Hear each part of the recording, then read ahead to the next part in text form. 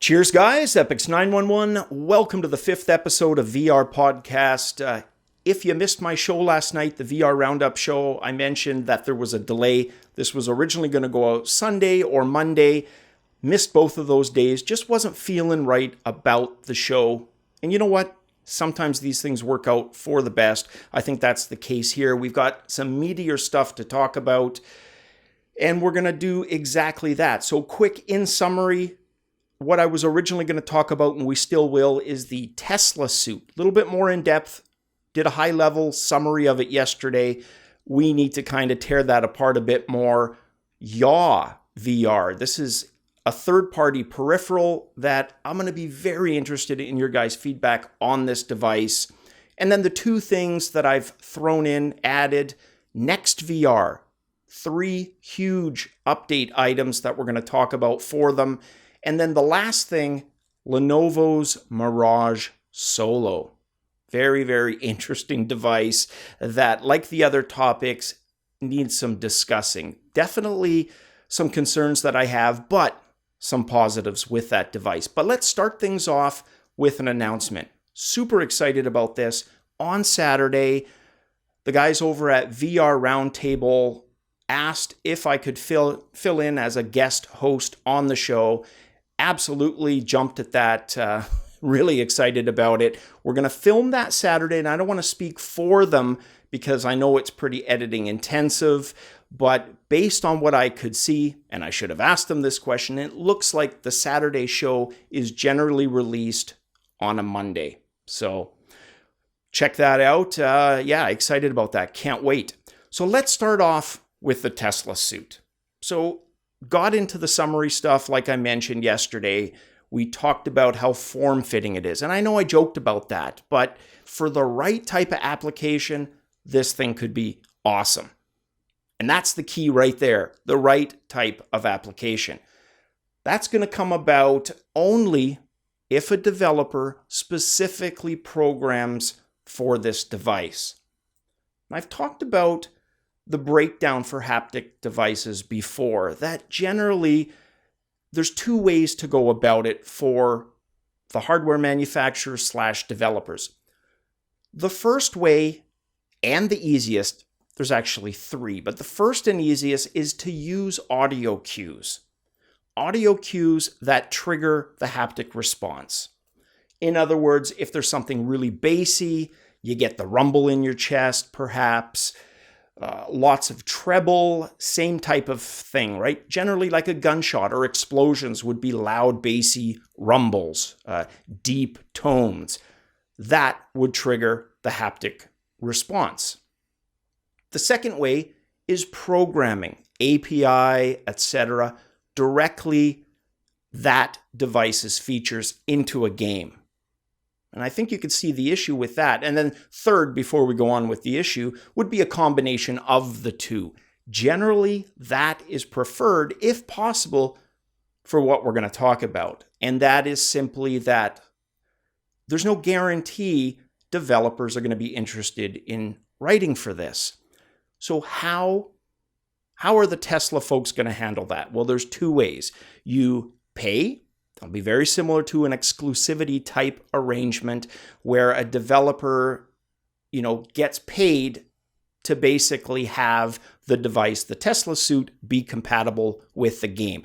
I have no problem with that if it's done upfront and the device has a decent opportunity to get an okay attach rate going. But that's where I kind of have some concerns. So they're pegging 2019. That's kind of their release target window.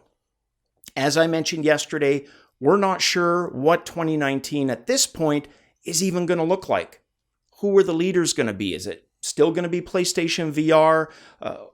Are the Rift and the Vive still around? If so, what iterations?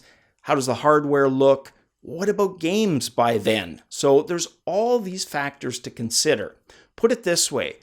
I would not be comfortable personally investing in this device right now, this early, because of the requirement of having to program for it directly.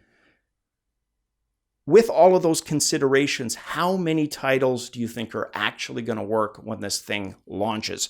What I would like to see is when 2019 rolls around, this is how I'm going to go about it, we're going to see what their strategy is for launch, i.e., what are they launching with? By then, with a couple of years under their belt, you would think they've talked to developers, they've had a consistent message to them in terms of a set of features and functions that isn't constantly evolving, because there's nothing developers hate more than having to course correct midstream or down the road. It's a pain in the arse with programming. So let's assume they've got a few of those arrangements in place. They launched 2019. They've got half a dozen. Let's be really, really generous and say they've got 12 games, some fairly popular titles among them that are supporting the device. That's great, but what about the long-term picture? What I'll liken that to is the 3DS. The 3DS launches, it has one analog controller, essentially. Afterwards, after a couple of years, they release the Circle Pad Pro. That's an add-on designed to give you a second analog nub. To date, there's about a dozen games that are supported. And just like the new 3DS processor, which only has 1 or 2 games that are supported, that's been pretty consistent. In other words, not a lot of titles have been added to the stable. That would be my concern with the Teslasuit. You might have that initial batch, but what else do you have? And that's huge, because this thing ain't going to be cheap, I can tell you. So that's kind of the biggest red flag that I would have. But that doesn't mean I'm completely negative on this device. Hell no, I think it's got fantastic potential. The old saying again, right controller for the right game experience, etc. That applies with this device too. Can you imagine, for example, playing a game, let's take a flight simulator, DCS as an example. You're in a jet and you're pulling G's. To have your suit add to the immersion, and you're already probably cranking it up with the right controller in your hands. Maybe you even went full hog and you've got a cockpit with hydraulics. Your jet goes left, all of that kind of stuff, and you're feeling those motions. Well, now on top of all of that, potentially you can feel those G's, or a semblance of the G-force. That would just be insanely fun. I can totally imagine that. How it does this, though, is it uses basically muscle stimulation in the form of current. Twitches in your muscle fiber, and it can do that gently, or it can do it a bit more kind of forcefully.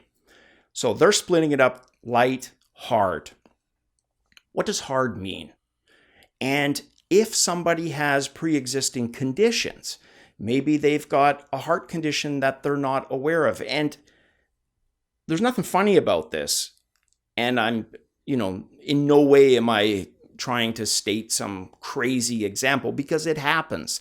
Hockey players, sports athletes, you hear about it all the time. Yes, grand scheme of things, the percentage is slow, but we're talking about people, playing in European football leagues, dropping dead on the pitch when they had the best medical attention available to them, but some congenital heart defect or something, and there you go.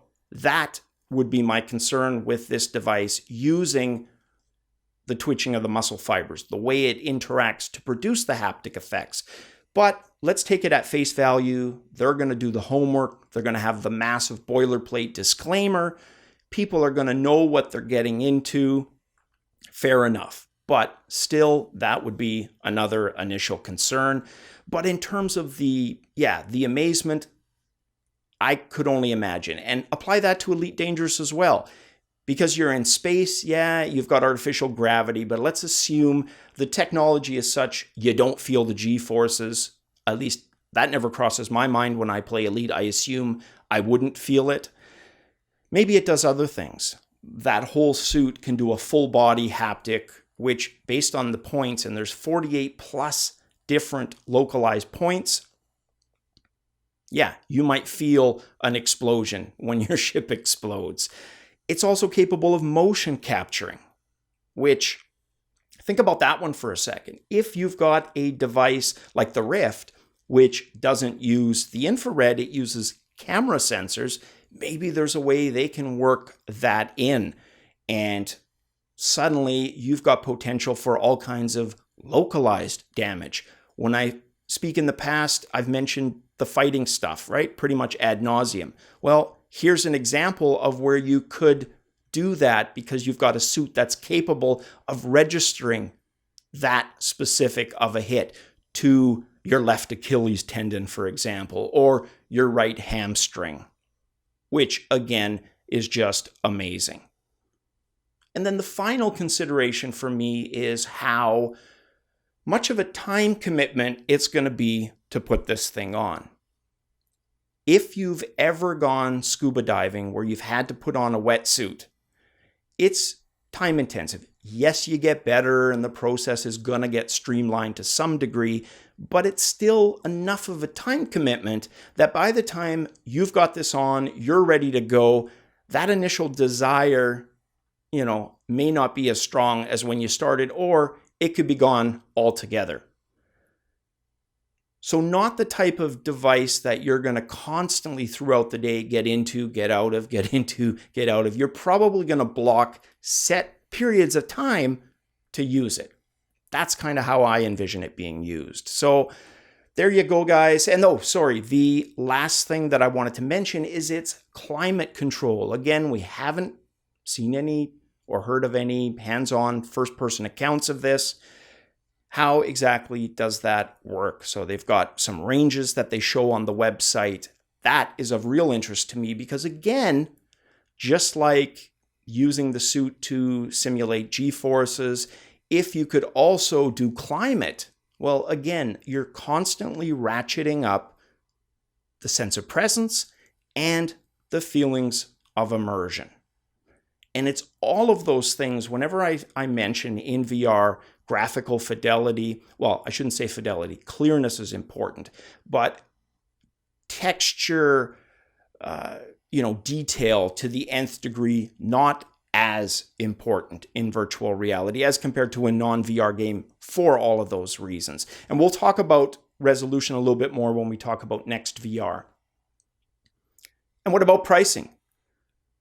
They mention that the Teslasuit is going to be console pricing or around console pricing. Well, when I hear that statement, my immediate assumption is they're not talking about the cheapest console, right? They're not talking about something that you can pick up like a 3DS for under $200. No, they are saying, yeah, $500 plus kind of to start. But they said or higher. So my takeaway from that is $600 to $1,000 for the Teslasuit. Again, depending on what your priorities are, if you've got play money and the experience is amazing enough that even with a handful of games, it's going to keep you happy, yeah, for you it might be a no-brainer. For the rest of us, we're really going to have to give this some consideration. So let's see how it plays out between now and 2019. We'll have a better idea. Next up, the YAW VR. This thing looks amazing when you see it. It's a cute looking device. I don't want to sound obsessed with body weight, but look, the reality is there are some gamers a little out of shape, right? I count myself as one of those. So the first thing I usually look at when I'll look at a device like this is what's the weight limit? Well, they say 300 pounds. And at, 225, 230, I'm okay there. The real question I have is, does it really support 300 pounds? Because if you look at the device, it doesn't look like the most robust or sturdy device, but looks can be deceiving. And just a quick description for those who are listening audio only. So it basically looks like one of those teacup rides at an amusement park, but half the height of one of those, almost like you're sitting in an inner tube on the body of water, you know, where your feet dangle out and the rim kind of rests on the reverse side of your knee. Picture that, and then that teacup itself sitting on a slightly rounded pedestal. In other words, that kind of bottom of the teacup flipped over. The result, kind of like a figure eight, so the middle portion, the narrowest, and then it kind of widens out into that cup where you sit inner tube style. If you can picture that, in short, that's what the YAW VR looks like. You might get this thing in person and realize, holy crap, like this could support potentially, they're underselling at 300 pounds. This feels like 500, 250, 300 kilos could be held by this, but they're playing it safe. So those are things you kind of have to be hands-on really to kind of make that final judgment. But in terms of how it works, I got no complaints there. I love that.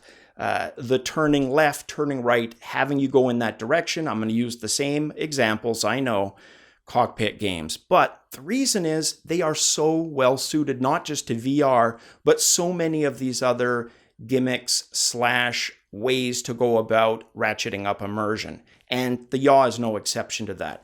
Turn left in Elite Dangerous, maybe you're pitching up, the YAW capable of matching all of those movements, and ultimately, even with an HMD on your head, you are going to feel those pivots, and it's going to be freaking amazing, right? This one, a little bit easier than the Tesla programming-wise. Apparently, it's not as involved in terms of the API and configuring this to work. It's not compatible with a heck of a lot of devices right now, but that doesn't mean it'll change. But still, it's a wait and see. They've got a ways to go on their funding, but we'll keep track on that one. And as I hear more, guys, I'll let you know. The specifics, 32,000 is what they're at. They're asking for 150,000. And it is a Kickstarter. And my cautionary flag for Kickstarter stuff still up, still applies here. And that general rule is the more technical something is on Kickstarter, the more likely it is to not succeed, but fail. Not always the case. There's examples to the contrary, but holy Hannah, guys, is there a graveyard long list of failed devices. Promised too much and simply couldn't deliver. So we'll keep a close eye on it. Oh, compatibility. I mentioned it's not compatible with a heck of a lot. Well, that includes PlayStation VR, Gear VR, and Oculus Go. But as of yet, no Rift, no Vive, no Windows mixed reality devices. So currently excludes a lot. And I said 300 pounds, specifically the number 330 that they advertise. Let me know your thoughts on that, guys. What do you think of that device? Is it something you could see yourself using? And does its functionality extend beyond the example that I used heavily there, which is cockpit games? What else can you see this being used for? Let me know. Now let's talk NextVR. A lot of the non-gaming apps are doing really amazing things. And that's the part to me that kind of sucks, right? It's the sad part of this VR tale that's unfolding, is that we've got so many cool emerging technologies that are going to or are in the process of interfacing with virtual reality. So many of them fall by the wayside. The attrition rate is high. They never make it. You hope, at the very least, somebody scoops up those patents or that tech, maybe a bigger company, maybe one that's, that has stronger financial capabilities to turn that into something and sort of keep to the original vision. Or if it's more sound, their vision, but using parts of that technology, right?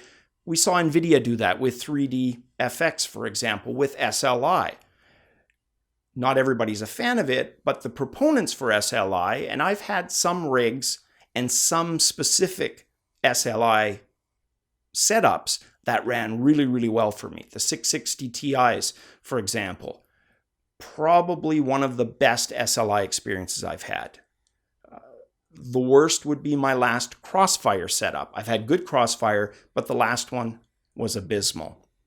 So going back to NextVR itself, it had 3 massive updates. The ones that I'm really excited about is the high resolution one. The reason is we can see a secondary use for stuff like the Vive Pro. So here's the 3K.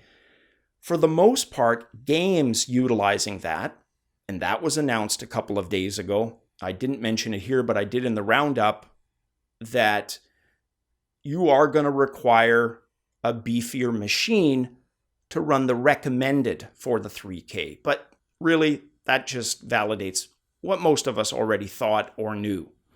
Well, NextVR is the type of service, the streaming isn't as resource demanding as a game would be.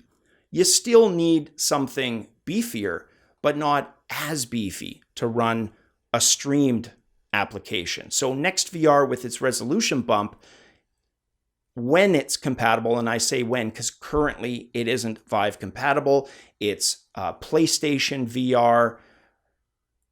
What about the Odyssey? The Odyssey and the Vive Pro potentially could really, really take advantage of the NextVR resolution upgrade. So super excited about that. Along with that resolution upgrade, they've provided 6 degrees of freedom. So their big claim is sports, streaming sports, NFL, highlights, eventually full-fledged games, hopefully along a spectrum of different sports. Well, what used to be is, say you had a decent stream going, you're really excited about the game, but you've got half the squad of players or reporters blocking your vision. If it's American football, maybe you're field level and they're blocking you. Well, now with this 6 degree of freedom upgrade, you can raise yourself higher, lower, skirt to the left, skirt to the right, etc. Fantastic, and allows you to actually use it, because that's the type, that kind of blocking without being able to remedy it was reason enough to just say, screw it, take it off and watch it conventionally. So now with this, yeah, you're more likely to keep the HMD on your head. And then the other big update would be adding augmented reality to it. So you're going to be able to experience that content in different ways. Not sure how they're going to go about that, and I didn't really dig into that as deeply as I did the resolution and the 6 degree of freedom. But the resolution one for me absolutely tops. I've said before how excited I am about future concerts, for example. VR has the potential, it's not there yet, it's getting there, but to eventually be very, very close to a live experience. So powerful and immersive that maybe you miss the band because you have this work commitment you can't get out of, but you're going to feel okay because you've got this, secondary way of viewing it, as opposed to the myriad of crappy fan-captured, smartphone footage, which we've all listened to. And yeah, there's some good stuff out there, but some of them, let's be real, filmed through the equivalent of a russet potato, right? Quality is abysmal. You can't see anything, and all you hear is feedback. So can't wait to see that evolve. And having a vendor like NextVR working on this and constantly advancing their technology, you want them to do well, because I'm telling you, what little I've used it for, and it was Joan Jett that I was watching, and it was one that was actually higher resolution. I don't think it still kind of matched the Vive's full capability, but it was up there. And it was night and day from the grainy stuff that you see elsewhere. So as that starts taking advantage of the existing hardware and future hardware, guys, the non-gaming stuff, the streaming of 360, the Google Earth VR type applications, they're just going to be nothing short of frickin' amazing. And they're already a hell of a lot of fun. So NextVR, the next question I have for NextVR is, when are you going to extend to the devices that I'm using? I believe PlayStation VR is compatible, but no Rift, no Vive. Kind of criminal, guys. You got to get those two working. I really, really want a reason to use that app. And as soon as those two devices are compatible, I want to check it out. And then last up, as I lose my voice, the Lenovo Mirage Solo. So Road to VR did a hands-on with this device. And as typical, there's some good, a lot of good, but a little bit of bad too. So quality-wise, they say it's a definite step up in feel compared to the Daydream, your stock bog standard Google Daydream device. It's got a wider field of view. They're claiming 110 degrees. The resolution, 2560 by 1440. So that's on par with a Gear VR. Refresh rate lower than the Rift and Vive, 75 as opposed to 90. No IPD adjustments, but it offers inside-out positional tracking via a pair of front-mounted cameras. How much of this is going to be used, though? And that takes us right back to the attach rate argument I made with the Teslasuit. If your typical developer is using the Google Daydream as the standard default program for device, you pretty much have to hope that as an additional feature or enhancement, they offer support for the Lenovo Mirage Solo. Maybe it's a menu option, right? You can go into graphical and it allows you to select Lenovo specific settings. Are there going to be vendors or developers rather that do this? Probably. Some of them paid by Lenovo, others just for their, the game players that play their games. They might be doing it for them, the developers wanting to showcase their tech or their game engine. But by and large, yeah, you're not going to see it work immediately with all applications that are out there, unless, and that's kind of where my ignorance enters a little bit because I haven't looked at it. I've done programming, but very long ago. Maybe OpenVR can automatically select the best resolution. Not that you'd always want that on anyways, for the reasons you might not have the beefy hardware, etc. But yeah, I just don't know if that's the case. If you're a developer, you're listening, let me know, guys, if you know the answer to that. My assumption is it has to be specifically included, that OpenVR can't just automatically, upscale or pick a higher resolution. But yeah, not sure on that. No IPD adjustment as we work our way through. Plus, this thing is a beast. All of that robustness and kind of the added quality, not without a cost. And we'll get to the actual cost. I'm talking in terms of a weight cost associated with that. 645 grams. That's compared to 470 for the Vive, the current version. Launch was 555. 470 for the Rift. So for a mobile device, yeah, even for a mobile, it's a little on the heavy side. Now for the price. Me having laid all of that out, what would you pay for this device? Well, there's no need to theorize or question. $400 US is what the device is being pegged at. So it ain't cheap. Is it cheap enough? Yeah, some people are going to purchase it, but not to beat it to death this episode. But again, it's a question of attach rate. And that is the reality. If there's not enough people that have one of these, a lot of those features are just never going to be used. So whatever that best price is for Lenovo, hopefully they settle on it. Now, it's all going to depend on exactly how many units they push out. If they're at a pace that they're happy with, that price is going to remain.